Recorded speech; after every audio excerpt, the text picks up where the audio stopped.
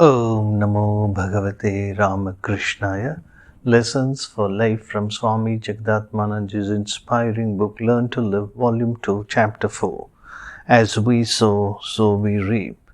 Now, Swami Jagdatmananji discusses about Edgar Cayce, an American Christian by birth, and his amazing powers to diagnose and treat diseases. A statement of fact. If we sow the seeds of a prickly plant, can we expect a crop of roses? Swami Jagdatmananji questions. If we sow the seeds of a prickly plant, can we expect a crop of roses? No. From the seed of a fig tree will sprout only a fig plant, not a mango sapling. This law also applies to human life. Our present life is only a phase in the history of our births. On a long journey, a bus may stop at some places for taking food and drinks. Our present life is a stage in the journey of our soul. Ancient Hindu religion, Sanatana Dharma, proclaims the law of karma. We reap in this life the fruit of the actions of our past lives. Followers of other religions may not accept this view. According to them, the birth and death of a man are not pre-planned. It is only an accident. But it is a universal law that there is no effect without a cause. Even our life should have a certain cause. Many evidences can be cited in support of this view. Swami Jagdatmananji writes, but I am referring here to the case of Edgar Cayce, who, born and brought up as a Christian, gave details about reincarnation and law of karma in an astounding manner, though Christianity does not accept karma and punarjanma, karma and reincarnation.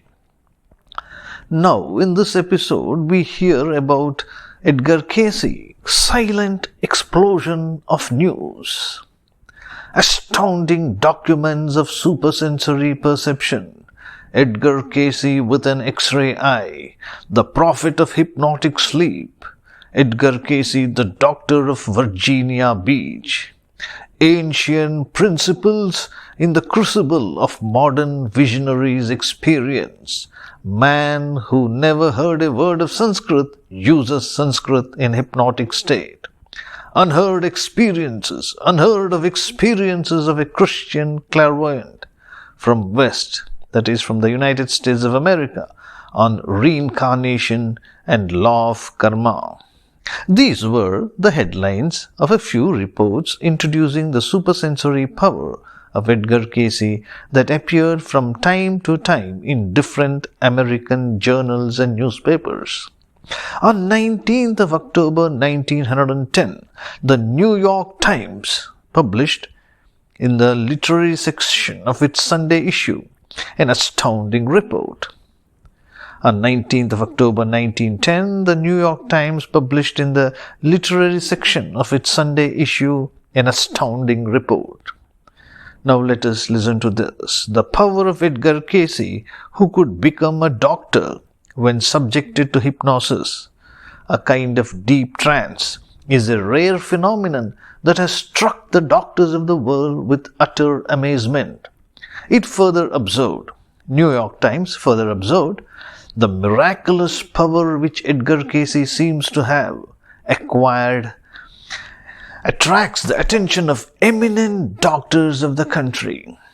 New York Times observed, the miraculous power which Edgar Cayce seems to have acquired attracts the attention of eminent doctors of the country. The man, utterly ignorant of medical sciences when subjected to hypnotic sleep, diagnoses diseases and recommends cures. Edgar Cayce needed to be given only the name, place and address of the patient. No matter whether the patient was in the next room or in a country separated by a distance of thousands of miles. From the deep levels of hypnotic sleep, Edgar Cayce could see everything through his supersensory vision. he would begin to speak in a hypnotic state, a kind of superconscious state. In the same state, he could answer questions.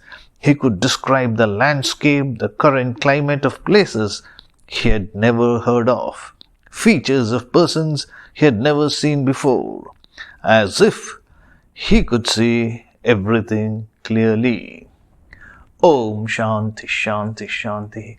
Hari Om Tat Sat. Shri Ramakrishna Arpanamastu.